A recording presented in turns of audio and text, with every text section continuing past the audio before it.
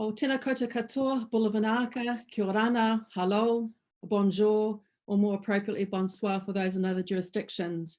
Good morning, everyone. Welcome to this important session entitled Responsible Extractives in the Pacific, Realities and Challenges for the inaugural and first UN Pacific Forum on Business and Human Rights. I would like to firstly acknowledge the Indigenous peoples of Fiji and the Indigenous peoples of the Pacific. My name is Valmaine Toki. It is indeed a privilege to be moderating this incredible panel of experts today. In speaking order, we have first of all Cressida Kuala from Porgera Red Wara Women's Association. Then we'll have Emmanuel Peni from the project Sepik in Papua New Guinea, followed by Jonathan Mesulam from the Alliance of Solwara Warriors, also from Papua New Guinea. Then we'll have Alanna Smith from Te Ipukarea Society in Rarotonga. Then Tevita Naikasowalu from the Commission of Ecological and Social Justice in Fiji. He will be wonderfully appearing in person, which is great for us. Then we'll have Catherine Coumans from Mining Watch Canada, followed by Valmaine from St. Barbara Limited in Australia. Then Gavin Mudd from RMIT University, also from Australia. And then finally, Pierre de Pasquale from the Responsible Mining Foundation in Switzerland. So you'll see we'll have a rich caliber or rich fabric of panelists to provide incredible dialogue or narrative to our session today. Each panelist will be asked a question. Following this first round, we will open up to the audience for questions. And then each panelist will be asked a final question to provide recommendations, final thoughts, ways forward in light of the rich discussions we would have already hopefully had in our session. You will see we have a very large panel, so without further ado, and to give them as much speaking time as possible, if I could first turn to Cressida. So Cressida, could you please describe what issues you are tackling in your work, your very important work as an environmental rights and women's rights defender in connection with mining in Papua New Guinea? Sorry, can you come again? Would you like me to repeat the question? Yes, please. Thank you. Cressida, could you please describe what issues you are tackling in your work, really important work, as an environmental rights and women's rights defender in connection with mining in Papua New Guinea? Thank you.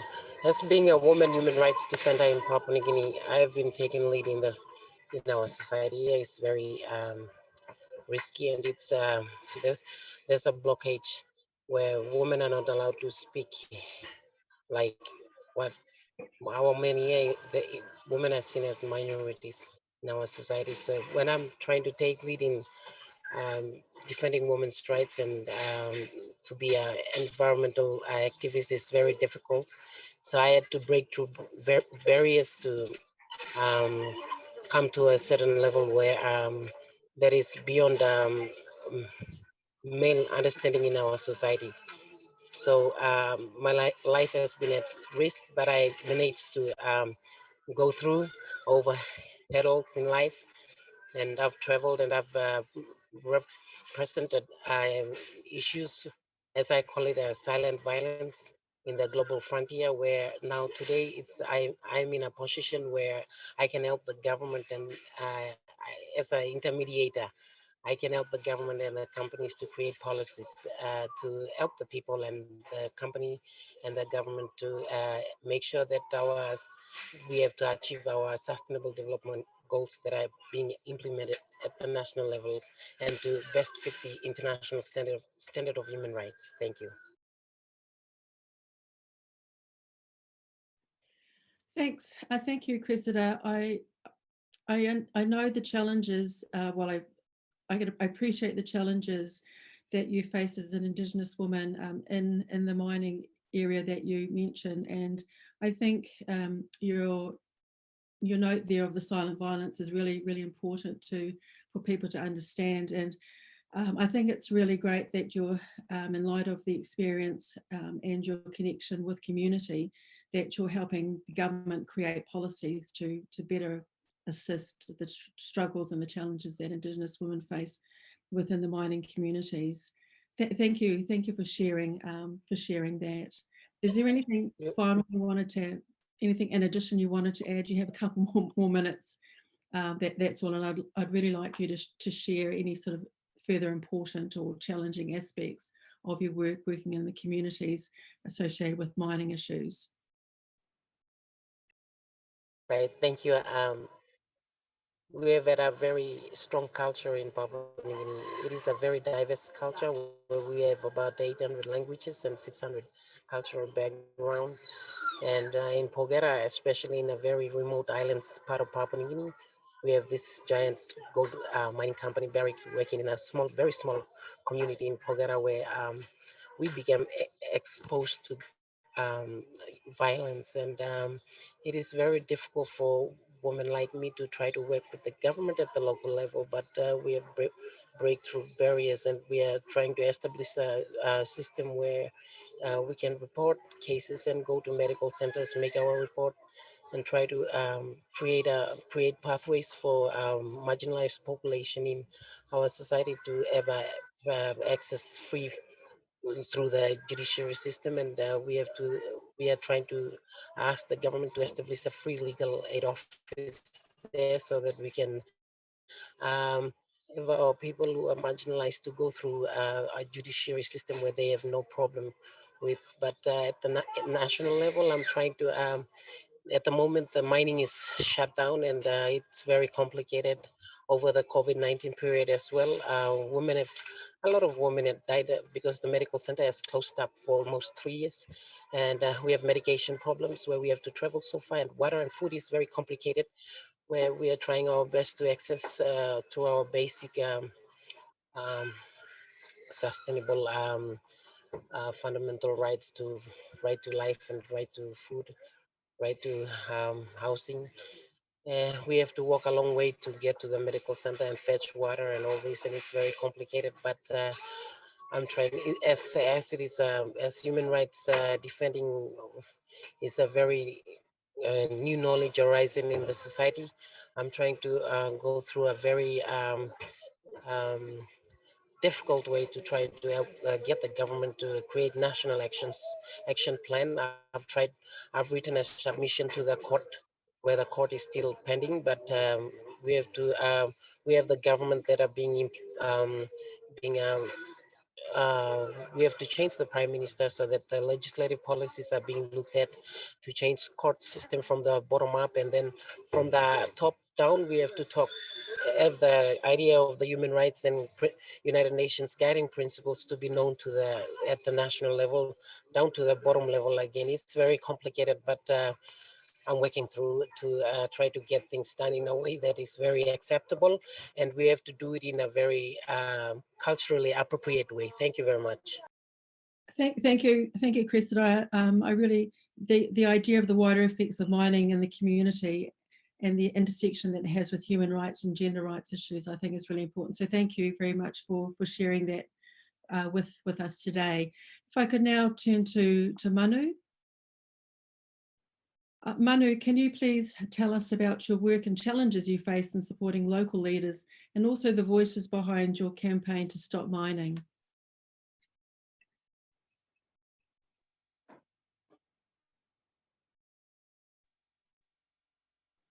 Hello? Yes, Manu, did you hear my question? Yes, I did. Thank you. One of the biggest challenges in working with organizing leaders along another remote part of Papua New Guinea called the Sepik region is consent. And we've always been debating the issues around what is the degree of consent from the people to the companies or the businesses that try to operate Papua New Guinea as a whole. And for my case here in the Sepik region, just so that everyone know, we have Project Sepik is a local NGO that is campaigning to stop a large copper and gold mine in a very complex, biologically diverse place in the world, and a very seismologically active place in the world. This is what we're up against. We're campaigning against our own government. We're campaigning against China, who owns the business, and we're campaigning against proponents of the mining, proponents of mining, who are elites of this country. So yeah, one of the main reasons like we face is consent, and we're debating the degrees of consent. What is consent in Papua New Guinea? Our issue here is that consent is a foreign term that is used based on foreign laws that was used to colonize Papua New Guineans. You see, the West and the Western model system in Papua New Guinea, and the laws and how to operate businesses are based on these laws. And when they try to communicate with us in the village level, it's difficult for them to understand because they don't give us an opportunity for us to communicate from our point of view. Our point of view is that we are fundamentally and we are innately use our Melanesian values and guiding principles and our way of life to shape our decisions and our way of thinking. And that is why consent is difficult. It's difficult to measure the success of difficult and measure numbers in terms of number of people who signed consent.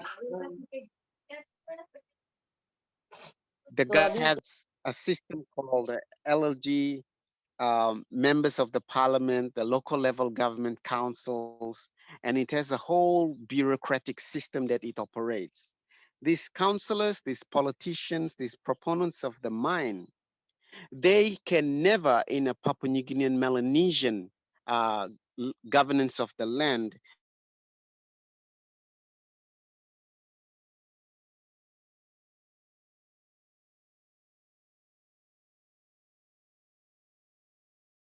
be representative of the people, where people see it, because it comes to the land. And the modern system of looking at land, where land is owned by people, and that land is a resource, that's not the way Melanesians see it. We see land as part of our life. Land is not resource, and that land is not ours. We are users of the land. The land belongs to the future. It belongs to the children who are yet to be born. Always that is the case. My ancestors used the land thinking of us today, and it's our responsibility to use the land thinking of those who will arrive in the future. And because of that, it's really difficult for us to trade land. It's really difficult to understand businesses from outside coming in to talk about consent, for us to give consent so that they can own the land or own the piece of and work. This is the most in businesses and people who are users of their land to understand consent and to give consent. The other thing is that when will people, our businesses, proponents of the mine, and governments listen to the people? We've been saying no for a very long time, not just in the Sepik region, but many parts of Papua New Guinea. And every time we say no, they come back with a new information. We know it's all regurgitated information. We know it's all propaganda. We know it's all lies. It's all based on something that they want. And it's not based on something we want. When they tell us we want development, they don't understand the kind of development we see in our vision, our ancestors see, and we see for the future. Their way of development is extractive, extracting what they need, going away and thinking that when they pay us money, that's development for us. And that's not true. So when will they ever listen to us and understand that when we say no because we understand it from our point of view. And while we understand their way of working, we understand their laws, their structures, and their greed, and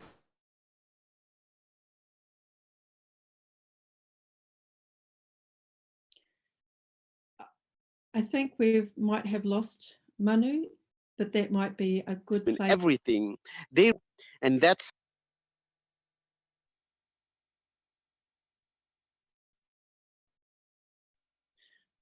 I think we might be having some technical difficulties with Manu, so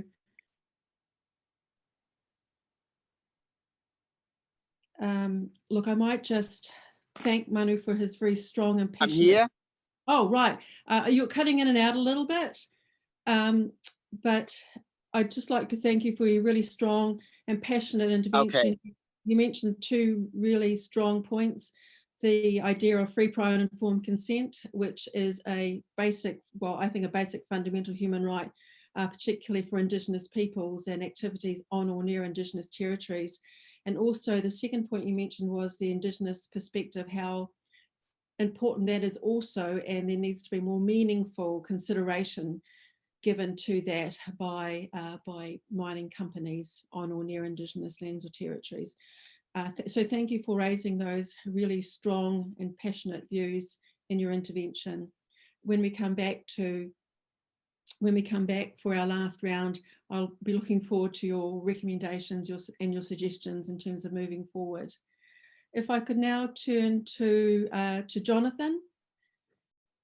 So Jonathan, we understand that in Papua New Guinea, 80% of the land is owned by the people, not the government.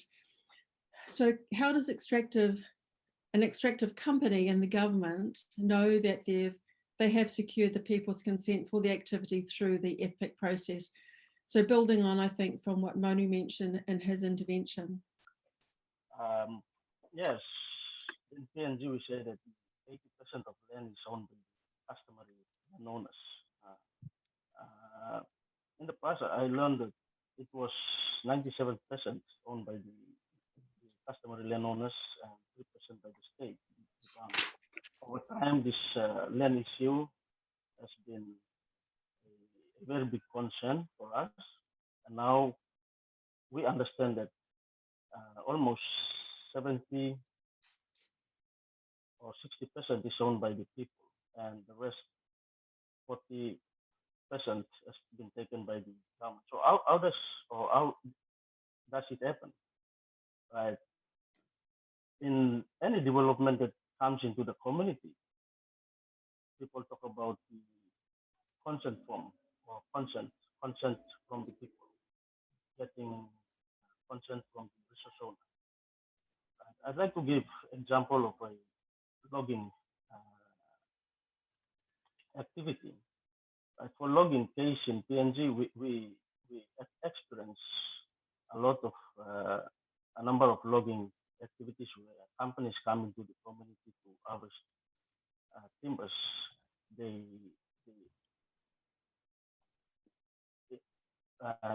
use the consent form to get people's view and agreeing on the project itself.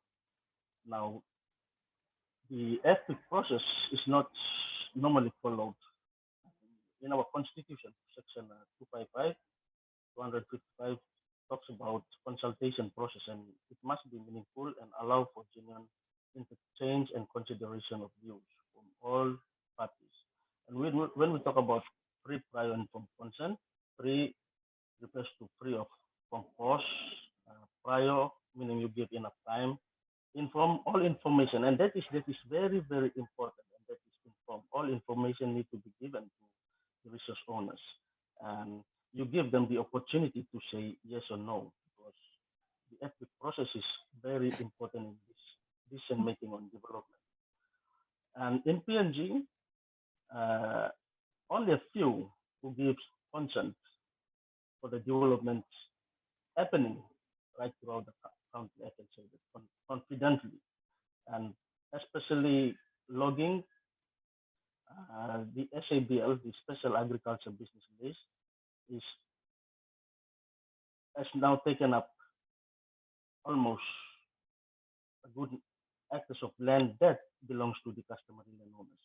So when we say about the 80% of land is owned by people, from research and all this, we have seen that almost 30 or 40% has been taken by the governments and extractive industries. Right. Free, prior, informed consent is also important. In our campaign on seabed mining, we look at the issue on seabed mining. The government and the development. Natalus talks about the benefits of the project, but they fail to give the communities, the people, enough information. Now, one of these things that we have found through our campaign is the government does not have a legislative framework for seabed mining. So you see, people are confused. They are not aware of what is happening. We feel that most of the time we are cheated by only few people. They come with pretext of development, getting our consent, and then we find out later that we have sold our land, we have sold our resources, and it's like they have now the extractive industry is now stealing from the people in a day life. So we strongly believe that most of the issues that we are having in the country is because there is lack of free prior informed consent. And the government and the company are not doing enough to inform people of the issues that will affect them, their livelihood. Because at the end of the day, the very people that reside in that particular area, for example, in New Island or in Sepik, for that matter, freedom mine goes ahead, these are the very people that are going to be affected by the destruction of these projects. So people have to be well informed. They have to be given enough information so that they can make informed decisions. Without this information, how can people make decisions? So because of that, we have seen a lot of issues affecting communities right throughout the country. Mining, logging, and all these extractive industries. There are issues affecting resource owners because the problem is they were not given enough information to make decisions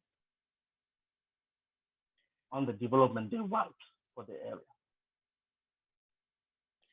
Thank you, Jonathan. Thank you for your intervention, and thank you also for again raising the importance of free, prior and informed consent. And thank you also for elaborating on each of those key components and how important they are for Indigenous peoples again. And I don't think that, I think that it has to be spoken about more and more, particularly when that right isn't being recognised by the other party that's seeking consent from Indigenous peoples.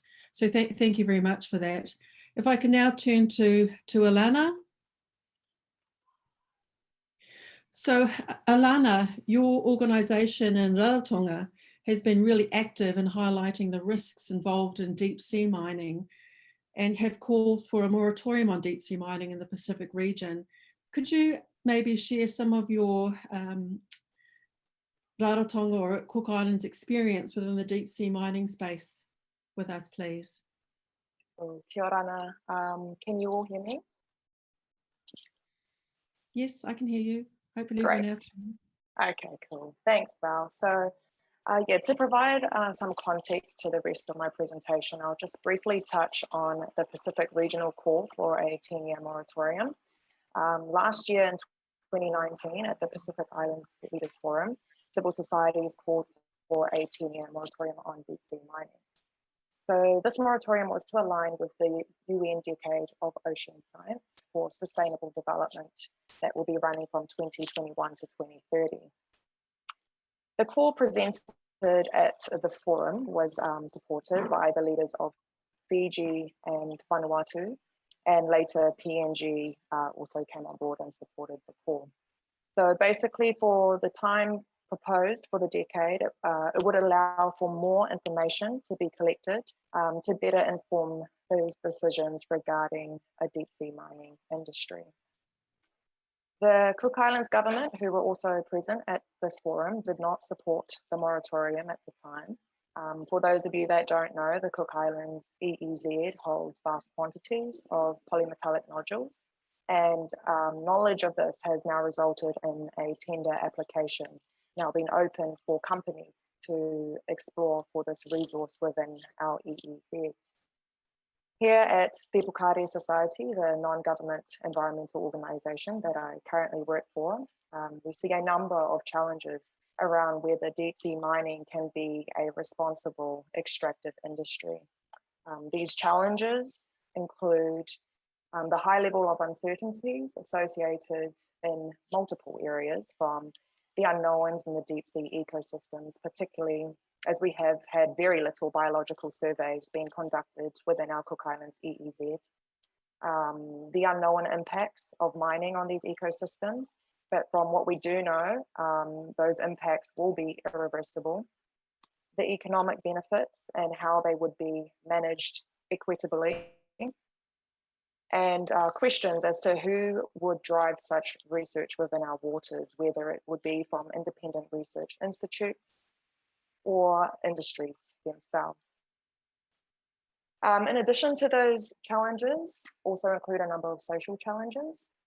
We have had low public awareness and engagement. For example, our people are unsure of those potential impacts, so it makes things difficult when our people are wanting to ask questions. You almost don't know where to start or whether you're asking the right questions. Seabed mining is a political topic here in the Cook Islands, so there's public concerns about the potential ramifications of speaking out. So from these social challenges, it raises questions as to if the public are not being engaged generally, whether the industry has free, prior and informed consent from the people, a topic which was well described by Emmanuel and Jonathan earlier on. To help address these challenges, we as a society have been networking with Pacific civil societies, obtaining messages on lessons learnt, particularly in strategies around grassroots awareness raising programs. We have been engaging with deep sea ecologists, and thankfully we haven't had to travel anywhere too far. They've come right to our doorstep with these amazing Zoom call meetings. But engaging with these deep sea ecologists has allowed us to better inform ourselves on the topic and the issues. And all this material collected, we've then been able to on-share this information to the public so they can be better informed when making a personal call on the risks versus the benefits when it comes to seabed mining.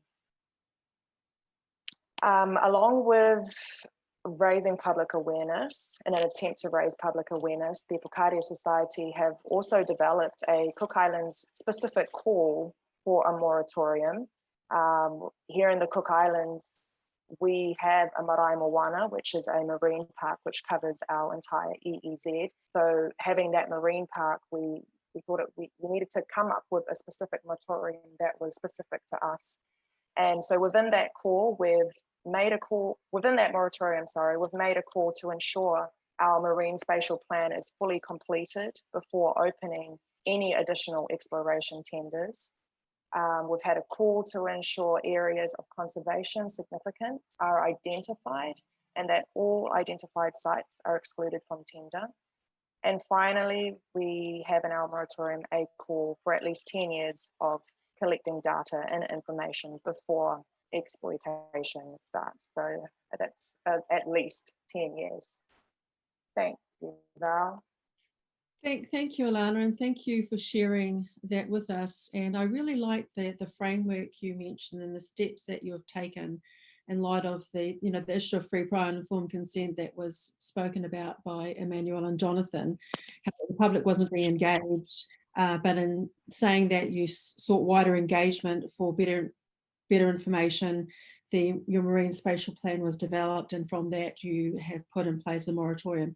So I think they are all really positive steps in a reaction to the whole idea of lack of FPIC. So thank you for sharing that with us. That was great. If I could now turn to the tangata whenua, Tevita. Tevita, in Fiji, you are working to defend local communities and local environments against the negative impacts of black sand mining. Could you please tell us about what is happening there?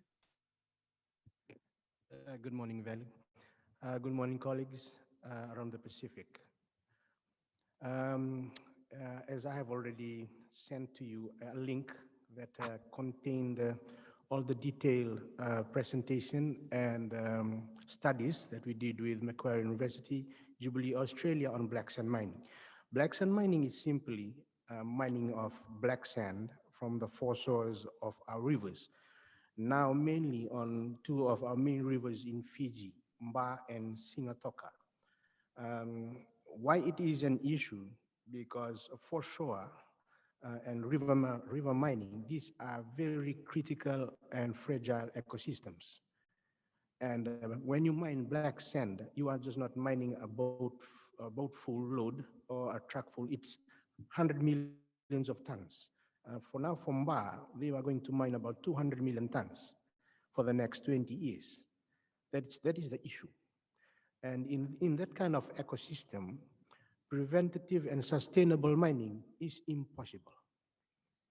Even though we might have the best technical gadgets that we may have to use as technically for mining, but there are elements there that we have no control over. Wind, wave, climate change, water rising, the change of water flows. Those are impacts that we have no control over. So the adverse impacts and spillovers naturally impacts the environment itself.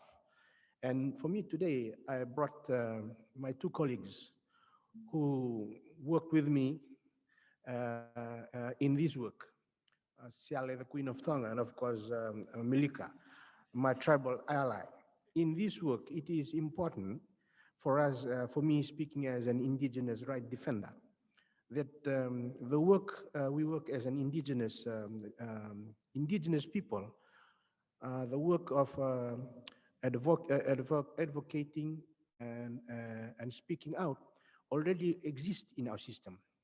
In my case, I am the spokesman of the Matanivanua in my land. So my job, I am born as a Matanivanua. My job is to speak for my people to the chief, and to the chief to my people, and vice versa. And that is already in my blood and in what I do. So as an Indigenous person, speaking for, advocating, fighting, that is my role, and I was born to do that. And my clan itself, my family clan, it's called Oneti. Oneti comes from the word mean to bind together. It is used in the context of fishing net when they break. So my job, whenever a fishing net break, is to mend it. So we are net menders. So in the village and in my when there is a break when there is a struggle, our job is to mend it. So we are net menders.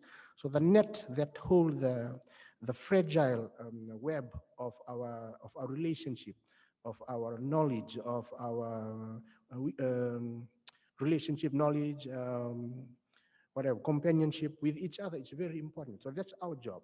And we are identified as a people of the Vunindawa. Ndawa is a tree that has the tree is very famous in Fiji. It is one of the best fruit. It is one of the best medicinal value about it. It's its ability to heal when somebody is sterile, well, a man or woman. So for me, speaking an Indigenous person, and fighting and to speak out against extractives, I draw my strength from the values and what I have. And my clan is, my tribe is called Navatu, means the rock. So you see, I stand on that rock and use that tree to give life, and use my role to speak out and speak for and stand for my people, whether it will be against my chief or for my chief, in all matters. So in this time, I'm speaking for the people of Fiji, for extractive industries, because we are trying to speak out against responsible extractive industries.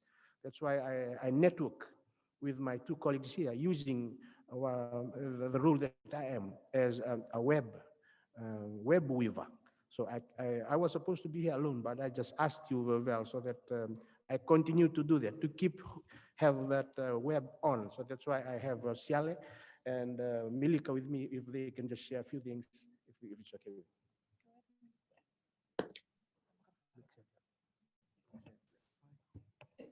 Yambulvinaka, I wish to speak on the topic of Solwara in regards to black sand mining. My province, I come from the province of Ra and from the Vanua Naviti level. So in my village, there was a consultation done in regards to black sand mining. A certain Chinese company wishes to extract black sand. In that regard, we did Solwara. Solwara not only means in regards to the harvest, but also means to, to, to, to tap onto the relationship that you have in regards to your fellow kinsmen, your relationship with your vanua, the land, a relationship with the ocean, and the relationship with the forest. So all of these three things, all these four things, they encompass the word Solwara. So in my province, in Ra, women are not allowed to speak. We follow certain hierarchy in regards to our traditional obligations. So in this, I am so grateful that we tap onto, or we already have the word Solwara in us. But in order for us to, when there's a certain thing that comes onto us, like black sand mining, it really taps into our livelihood, because in here, women are not only food gatherers, but they're also caregivers, they're carers. So our livelihood is at stake, food source is at stake, the income source is at stake. So all of these things, they encompasses the word Solwara. So right now, as we speak, Tengi, the Chinese company, is the contract is on hold at the moment, which I am grateful for. But the fight is still going on. Thank you. Thank you. Thank you. Thank you, Milika. I'll just quickly share, and I think this is the beauty of our Pacific. When Tevita is just the only one sitting here in the room and all his speakers are online, then he just like, called me and Milika to come in and sit with him here so that he's not lonely. And we can go along and change the program as we see fit to our own context. My brief sharing is just mainly perhaps sharing information with those of you who are in the room, that in our region, we are highly contested for seabed mining. Yeah? A lot of the rest of the world are now coming to our Pacific because there's a whole lot of minerals in our seabed. Yeah? And at the same time, we are also sponsoring, some of our governments are sponsoring businesses to extract minerals out from what they call area. So we have the EEZ, each of our countries here in the Pacific have the EEZ. So areas within the ocean that doesn't belong to anybody or any country in particular, they call it the area. So 4 of our Pacific countries have already a sponsor companies to allow them to explore whether there are minerals in the seabed in the area. Cook Islands, Tonga, Nauru, and Kiribati are the 4 countries that are sponsoring. And I think this speaks to the UN guiding principles that we are talking about in terms of what government is really doing in terms of making sure that they are responsible for the human rights of our citizens when they are dealing with companies that are they're giving them the sponsor them to give them the right to go and do exploration in the ocean. So collective positions, a number of our regional NGOs, the Pacific Conference of Churches is one, the Pacific Network for Globalizations, BANG is one, our organization Piango, and Dawn, and a few others who sign into a statement that we are putting forward to our leaders, calling on them to ban seabed mining, not just from our own EEZ, but also from the area. And I think this is just a brief information that we share, that in this particular area, we don't have the capacity. Yeah, even in the government, they don't have the capacity to do a good job in terms of holding companies to account when they go out there and do explorations, to make sure that there are no harm to the environment. Another area that the company are now proposing, that when we are going from on climate change, when we are moving from fossil fuel to green economy, for example, we go into renewable energy. Most of the minerals that they're talking about is really help making the solar panel, laptops. Yeah, so we are going into IT, we are going into renewable energy. These minerals are very attractive to government and businesses. But what we are saying is that there are already available minerals on land that has been extracted from the mining industry. Mm-hmm. Yeah, why don't we move into renewable, recycle? Eh? Is that what we need to do, rather than investing more into going into the ocean? Because the huge, particularly our Pacific, where our lifeblood is in the oceans, our fisheries, you know, our coastal areas. We're talking about mining for sand. Yeah. So it's like that we are, one hand of our Pacific government is trying to say that we are at risk because of climate change, and then on our left we are talking about the seabed mining or extracting sand. Yeah. Thank you. So that's just a sharing from you know a Pacific perspective on deep sea mining. Thank you. A very full perspective from those three speakers that are in person. That was really helpful and added to this morning's dialogue. If I can now pass over to Catherine. So Catherine, you've been working with communities affected by Canadian mining companies operating in the Asia Pacific region for over 20 years. And you are now also looking into proposed deep sea mining projects. Can you speak about what you see as the greatest issues of concern in both types of mining today, please? Yes, thank you. And good morning to everyone there in Fiji. I'm going to briefly speak to some of the geographic and governance challenges that I see as I work in solidarity with people in the Pacific who are struggling to protect their environments and way of life from mining. So let me start with some of the geographic characteristics found in the Pacific region that make mining particularly challenging and even inappropriate in many locations where it is now occurring, and where mines are controversial and the cause of sustained social conflict. Many ore deposits along the Pacific Rim of Fire are volcanic deposits. They're found in the mountaintops, and that's also where the headwaters are of major and critical river systems.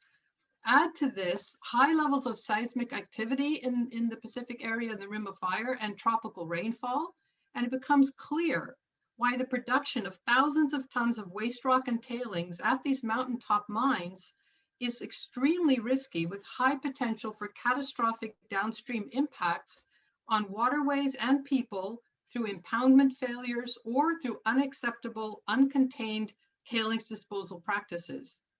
Examples of uncontained tailings disposal practices, known as riverine tailings disposal, can be found at Barrick Gold's controversial Porgera mine in the highlands of Papua New Guinea, which is where Cressida is from, who spoke earlier.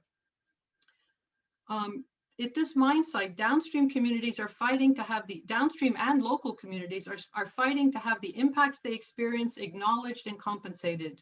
And it's also the same practice that's being used at the Octetti mine, where the riverine tailings disposal system became the basis for a protracted legal battle.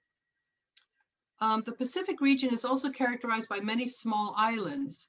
Like mountaintops, these too are inappropriate places for mines, because mines take up land that is critical on small islands for housing and food security.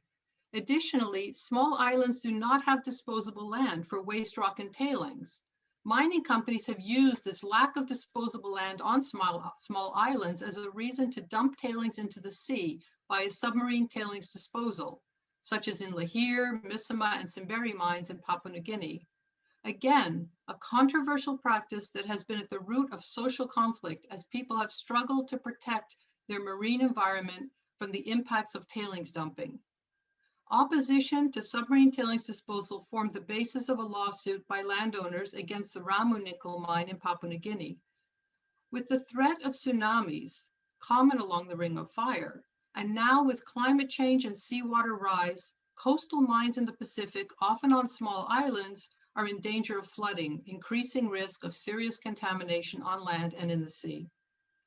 Mountaintop mining and mining on small islands should be considered as potential no-go zones for mining in the Pacific region. For Pacific people, and we've heard this from our speakers today, whose identity and livelihoods are so closely entwined with the ocean, any kind of mining that puts the marine environment at risk, such as riverine tailings disposal, submarine tailings disposal, and now, and we've just heard about this, about deep seabed mining, are particularly unacceptable. Deep sea experts are broadly in agreement that seabed mining will be destructive to biodiversity, not only in the mine seabed, at the seabed itself, but also in the connected, rich, biodiverse midwater section of the ocean, which is critical for food security and the livelihood of coastal communities of the Pacific. It is particularly of concern that the International Seabed Authority, which governs deep seabed mining in international waters, is a non-transparent and non-inclusive organization. It is essentially an experimental form of governance layered over an experimental new type of mining in one of the Earth's most vulnerable ecosystems, an ecosystem that is critical in terms of mitigating climate change, but already stressed through overfishing, plastic pollution, and acidification. Other aspects of mining in the Pacific that are important to highlight relate to the immense power imbalance between the multinational mining companies and the governments of most small island states. This power imbalance, and not just the islands, the governments, but also the people, of course, of most island states. This power imbalance can lead to corporate impunity in regard to serious environmental and human rights abuses. And we heard about that from Cressida when she spoke about the human rights abuses, the violence at the Porgera mine in Papua New Guinea. This is security guards that have raped local women and shot and killed local men. These are really serious abuses, but there's been essentially no repercussions for the company around this.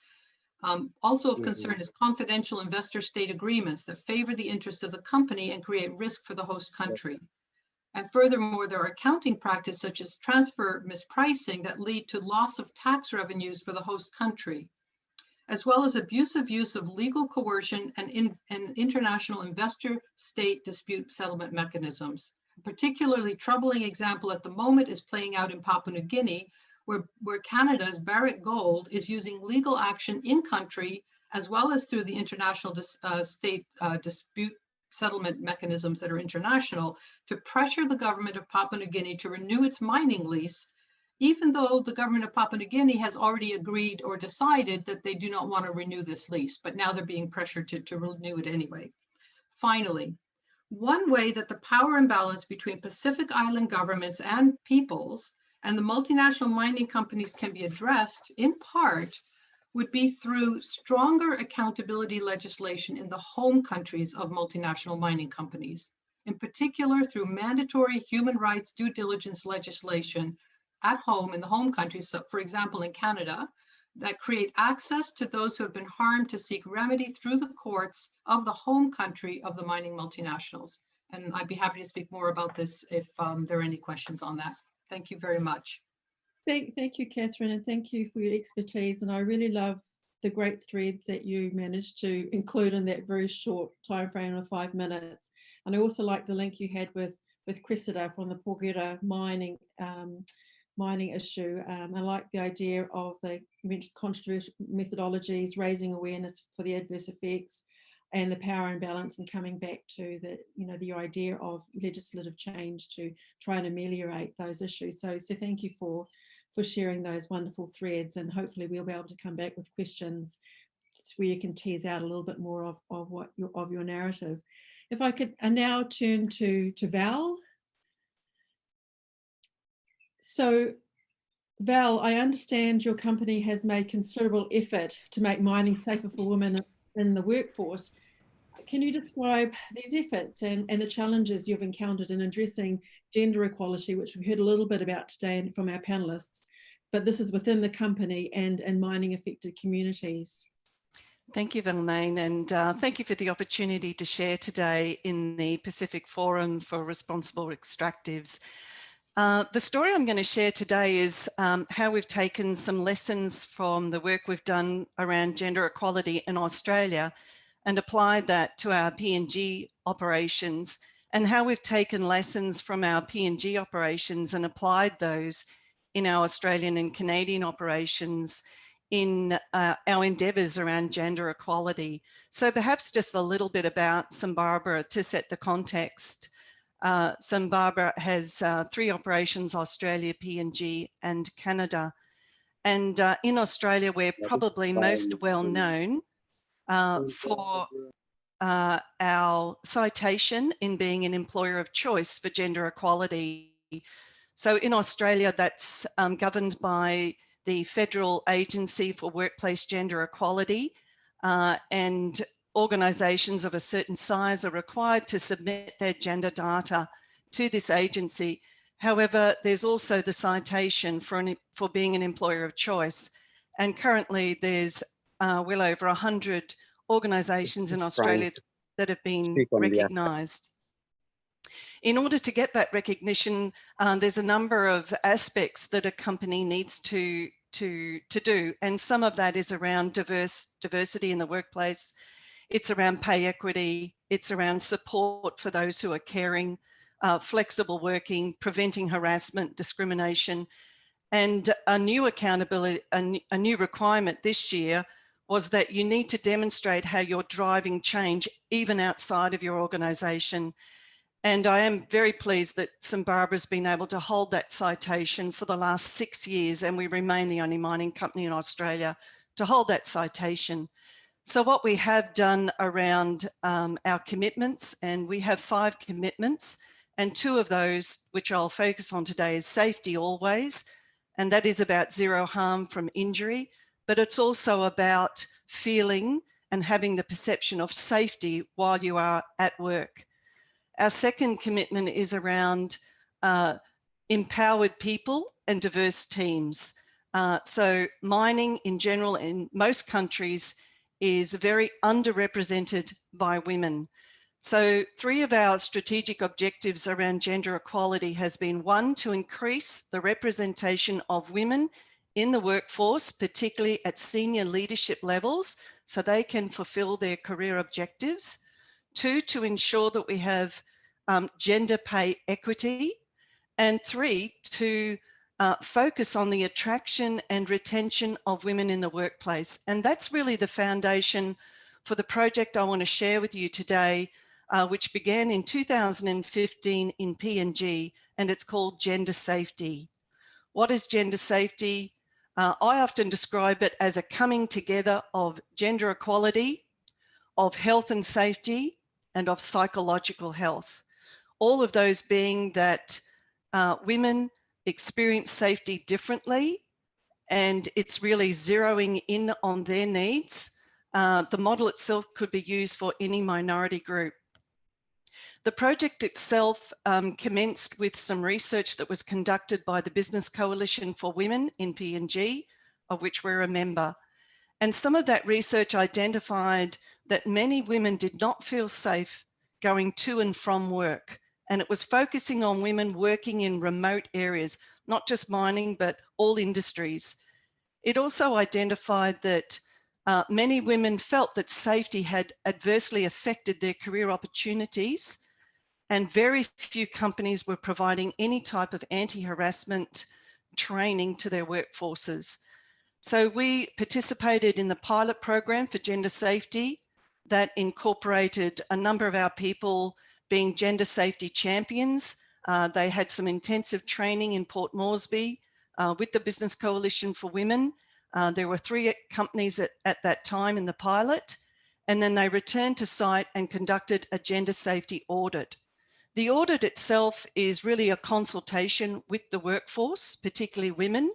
There were interviews, focus group meetings to identify where women felt unsafe, where they felt they were at risk, not just at work, but getting to work. We also conducted safety walks. For example, if there was an area on site that women said they didn't feel quite safe, we conducted a safety walk to determine if there was adequate lighting and what some of those risks might be. We also conducted interviews with all the department leaders to understand their departmental diversity makeup, their commitment to gender equality, and ensuring that their workplace behaviours were appropriate. We've conducted that audit now every year except this year, unfortunately, with COVID. We were very focused on ensuring the safety and health of our people and the community, so we didn't audit this year. But what we did last year was take that model of what we've done in PNG and applied it in Australia. And we've also identified areas on site in Australia where women did not feel safe, where they didn't feel safe coming to and from work, and we were able to address that. So just in closing, what have been the benefits? Certainly the feedback from the women in our workforce has been very positive, that we've taken the time to look at their specific safety concerns, that we've addressed the risks they've identified. We've improved PPE, we've improved signage at work, and we've improved security of getting to and from work for all women. So we've developed a gender safety toolkit. I'm very happy to share that, and I have assisted other mining companies. Here in Australia, the Australian Minerals and Mining Association has taken the model, and they're now conducting psychological audits as well through other mining companies. So thank you for the opportunity to share the work we've been doing in gender equality. Just in closing, I'm really pleased to say, I think when we began this journey in PNG, we had a 12% representation of women. We set a target to reach 15%. We've achieved that. We've now set a target to achieve 18%, which is, by the way, the current standard for Australia is 18%, and we're currently at 16%. So there is much more to do, but happy to share some of the work we've done. Thank you, Valmaine. Thank you, Val, and sharing the project on gender safety. And it's interesting that you've now used it from PG into Australia, and also thank you for describing the research that underpinned this project. I think was really important. So thank you for that. If I could now turn to Gavin. Gavin, you've been researching the environmental impacts of mining for over 2 decades. So what do you see as some of the biggest challenges for mining to be undertaken in an environmentally and socially responsible manner? G'day all, it's a pleasure to be here, and I think we've heard a lot of different sort of stories and issues this morning. So what I want to try and do is I'll see if we can get this to work. Give me a second. I'm just going to go and get, I've just got a few slides I want to use as a way to sort of talk through things. So hopefully this works well. Okie dokes. I guess some of the concerns I guess we've heard so far relate to what we should be mining, looking at things such as gender equity, gender equality, the right to a clean environment, and the right to the fact that we should be able to have sustainable energy. Now, all of these things are important. They're embedded in the UN Sustainable Development Goals, I guess, which we can see here. But what we have to think through is it's not just about communities across the Pacific. It's Australia, it's Africa, it's everywhere else. We're trying to work out how we can meet our needs without actually costing the planet in the process. And so I think this cartoon from 1997 really articulates that very well. And so what type of development, I guess, is appropriate? And so for mining, and I think this is the thing that we're really starting to see a lot more of now, is we need to ask questions, what do we mine? We also need to ask questions, where do we mine? And then how do we mine? All right. And so if you're looking at PNG, and I think PNG is an unfortunate case study, because so much of PNG is often considered to be the worst of how we mine and where we mine. As we can see here from some previous research we've had published, we can see the billions of tons of tailings and waste rock that have gone into rivers and causing massive social and environmental impacts. All right, whether that's Bougainville or the old Panguna mine, OHCHR, we've heard about Porgera this morning, but then also, we're starting to see this wedge appear where tailings is going into oceans. And so, and we don't have a really good understanding of the long-term consequences of that. And from the monitoring and research that's out there, we always tend to underestimate those impacts. All right, and so if looking at Australia, one of the things that we're seeing in Australia is this big shift. We're mining more and more lithium now because we need lithium both for energy storage batteries, but also electric vehicles. And so the industry has responded rather remarkably in focusing on lithium. And I think Australia, we've got a lot of baggage because we export so much fossil fuels, but lithium is now more valuable to Australia than uranium. And that's a pretty epic change. And so I think it's, a good example of the fact that we're seeing these changes in the mining industry, like what we're mining and how we're mining and so on. All right, so now if we look at how we go about that, one of the things that I'm certainly very passionate about is actually going through a lot of the primary data. We heard earlier this morning about the need that some communities argue for is at least 10 years baseline data. How can we quantify impact if we don't have good baseline data? Companies have all of their statutory requirements, their legal conditions to mine. So all of that data should be public. So if there's a mine and they're operating and they're monitoring all of their environmental impacts, all of that data should be made public.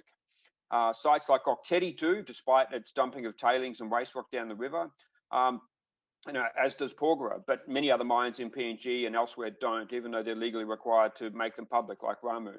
Right. Another thing I argue that is also very useful is to be IRMA certified, so the Initiative for Responsible Mining Assurance. And so to get IRMA certified means you have to address gender, you have to address tailings, you have to address water, economic transparency, and everything else. So I think this public reporting is extremely important, and that's one of the most important ways to demonstrate, not just to local communities, but to governments, but to investors and everyone else around the world. Actually, yeah, we are mining properly, and we're actually meeting, I suppose, great standards for that. Now, we've heard a bit about this as well. There's this whole idea of recycling. There are many metals that we still need to mine. We don't have enough in our system, such as metals required for renewable energy or electronics and all sorts of things. But increasingly, we need to make sure that we connect mining to recycling and to the circular economy, as it's always called. This is one way of presenting that from the Ellen MacArthur Foundation. And what it shows is there are very different ways that we can look at recycling metals to get the most value out. Recycling is much lower environmental impact compared to, say, mining. And so whether we're just sharing resources, recycling, refabrication, all sorts of ways we can do that. And so there's a lot more detail behind this, but this is what we need to make sure we think about as well. And so, so there are a lot of the key ideas, I think, but fundamentally, I guess what we're trying to really think about is what do we mine, where do we mine, and how do we mine? And all of that has to be done within a social context, as we've heard this morning, an environmental context, a regulatory context, as well as an economic and financial context as well. So, but happy to leave it there and open up for more questions. Thank you. Thank you, Gavin, and thank you for your expertise in sharing PowerPoints.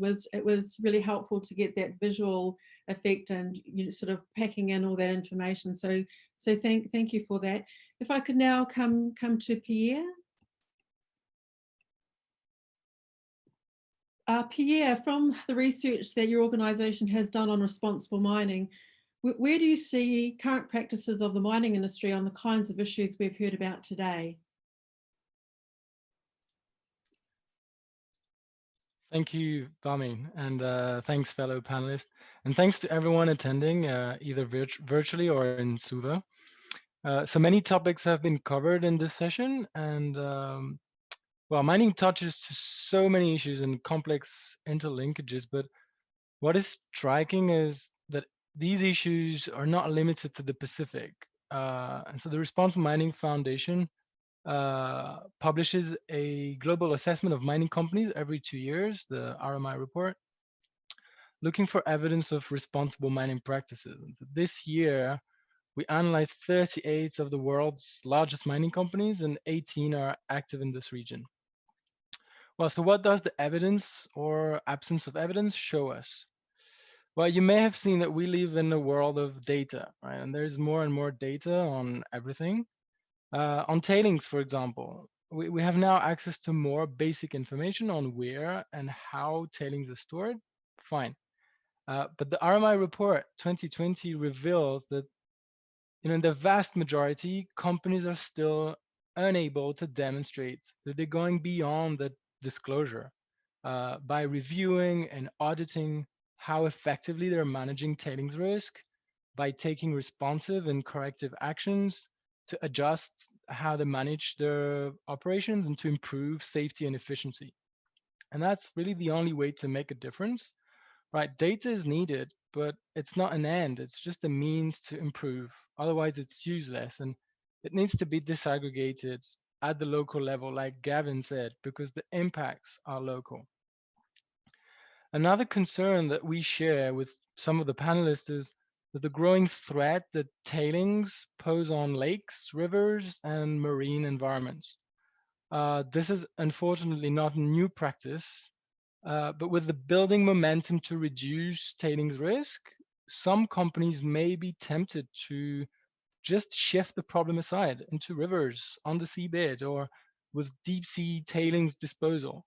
At least 8 of the companies we assessed are actively discharging right now, particularly in this region, as pointed by Catherine. And clearly this cannot be the answer. And many banks and investors are changing the policies to make sure they don't finance this. But currently, not a single company can claim to fully meet society expectations on responsible mining on land. So that is not promising for any deep sea mining project. And that's why the Responsible Mining Foundation supports the call for the moratorium until we know more and until companies can demonstrate they really meet society expectations. On gender inequality, I'm pleased to hear the example of St. Barbara, which focuses on the safety of women workers. That's inspiring, because for the large companies we assessed, there is high profile action at the top management level, but very little is done on the protection of women workers at the mine site level. And I'm not saying that programs to improve gender balance at boards of directors are a bad thing, that they're actually a great thing, but we have a problem when the companies do not work to provide personal protective equipment that are gender appropriate to all women workers, or do not work to protect them from gender-based violence and harassment. And I must say there's much less evidence of systematic and serious attention being paid to these issues by the mining industry overall. I'd like to finish by saying that generally speaking, when it comes to responsible mining, a lot has to do with common sense, respect, trust, and the willingness to act as a good citizen and as a good neighbor, and the willingness to put people's and the environment first, to prioritize ESG over profit margins and short-term financial considerations. Well, in our research, we have found a few examples of leading practices which are encouraging, but we need many more, and they should become the norm, not just outstanding case studies. Thanks, Valmaine. Thank you for Pierre, and thank you for drawing together some of the threads from the previous panelists. And I really like the idea of the good citizen, and we need to have established that relationship with the environment, which aligns with an Indigenous perspective and a Te Ao Māori view of the world and the Māori. Yes. So look, unfortunately, we don't have enough time for questions. But for those of you online, I'm sure that our panelists would welcome any questions directly to them offline. So what I'd like to do now is to quickly go through all the panelists for one final comment that can be couched in terms of suggestions, way forwards, or recommendations. So if I could start with Cressida first, if you could maybe provide us with some thoughts forward or some recommendations or some suggestions in light of the discussions that we've heard today and the thoughts we've shared. So have we got Cressida with us?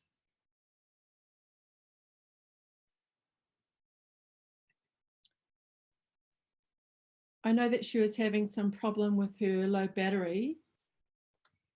So perhaps if I could go to Manu.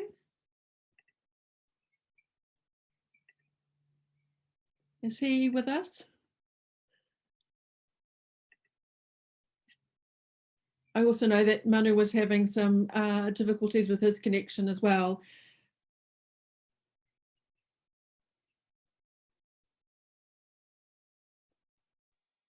Jonathan?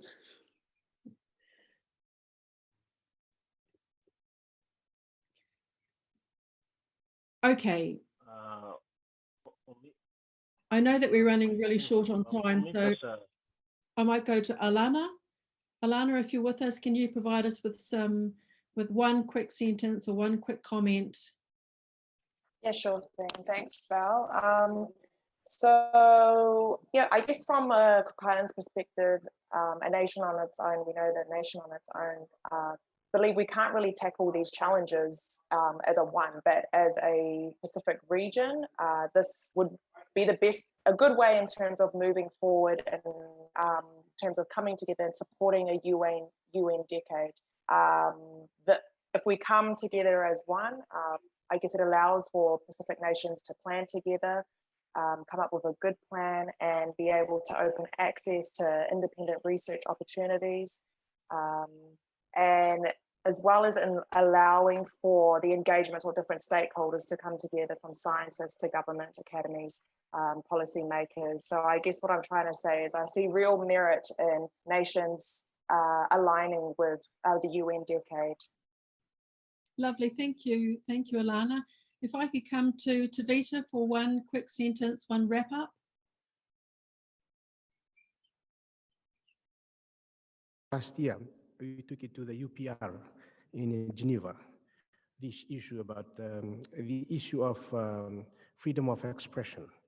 You know, because for us really here, for us, our voice is not that really loud enough because of the environment, of our political environment, and how we have been heard. So it is, this is not new news because I took it up to UPR, on the UPR last year in Geneva.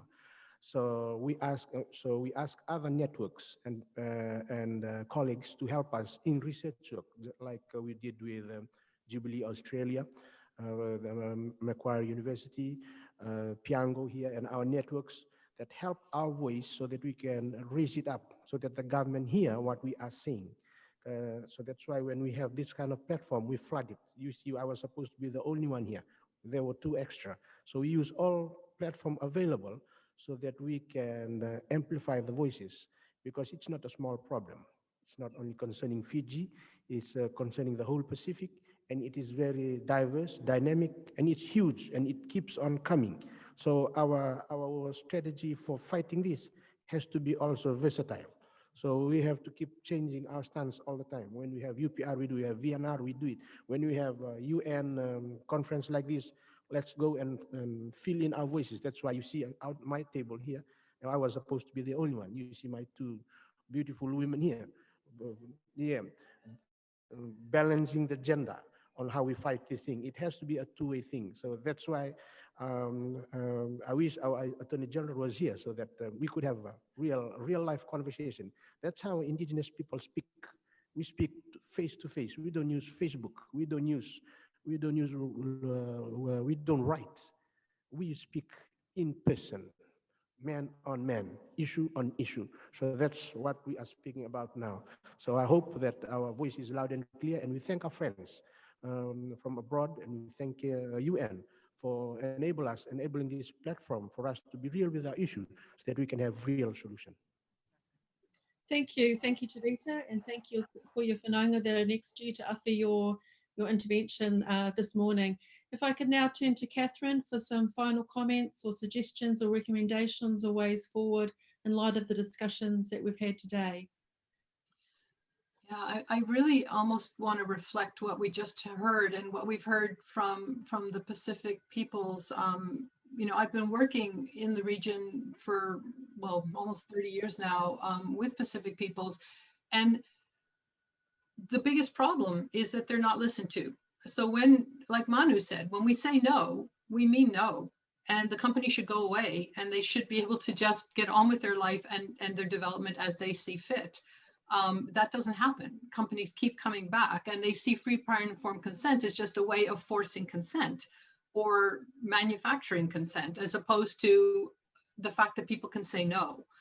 So that's a really big problem. I think the other really big problem, and I touched on it in my presentation, is that the responsibility is not just with the people who are being impacted, or even with the governments, which very often have very little experience with mining and are really outgunned by mining companies, by big multinational mining companies. The responsibility is also with the home states of these multinational mining companies. So in my case, my solidarity comes because I'm a Canadian and because 70% of the mining companies around the world are Canadian.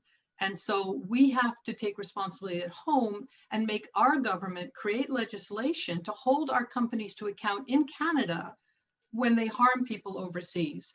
And so we want to try to do that by having mandatory human rights due diligence legislation created, which would create also a cause of action, so that if the companies do not live up to their mandatory human rights obligations to respect human rights, then people are harmed by that company, they can bring a lawsuit in Canada. There will be a cause of action so that they can take their case directly to the courts in Canada.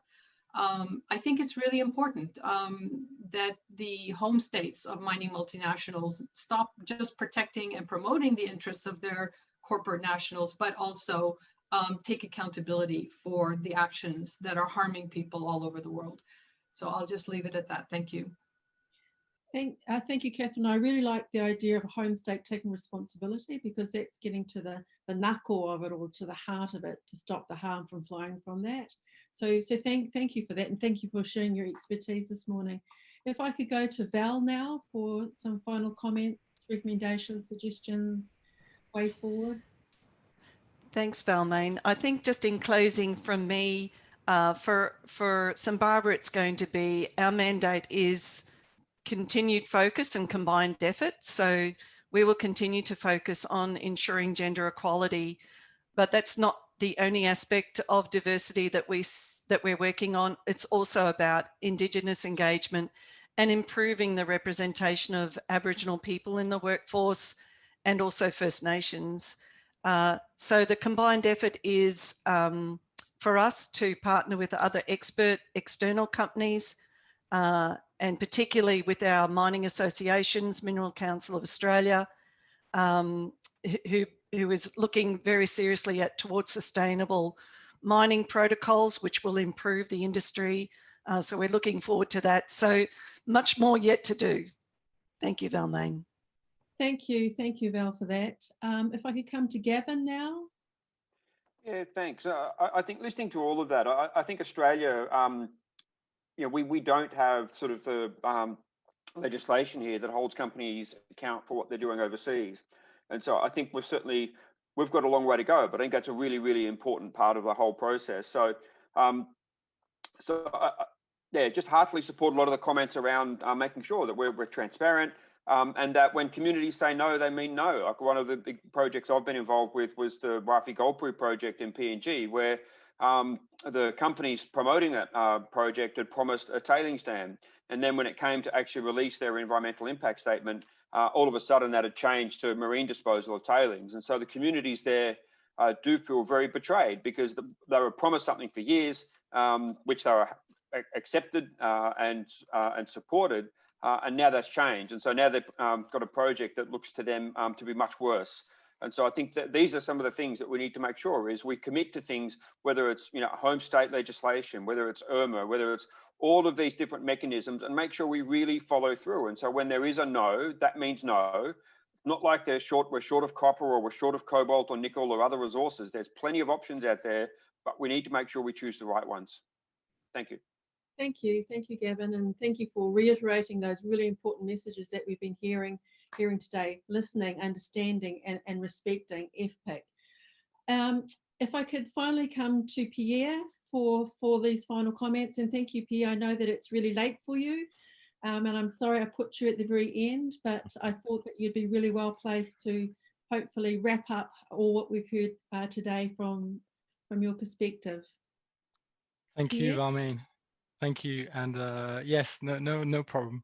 Well, I'd like to say that at RMF we sometimes get criticized in our work because we ask companies to show that they align their business decisions with national and regional development agendas.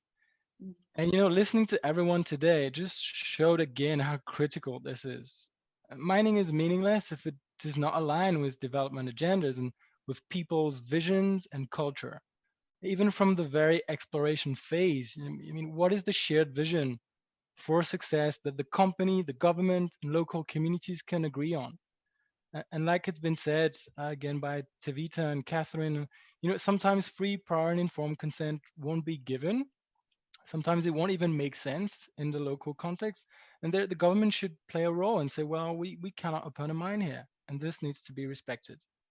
I'd like to say that in many cases around the world, people are willing to make compromises and enter into dialogue, but it must be an open, honest dialogue based on facts, on evidence, in good faith.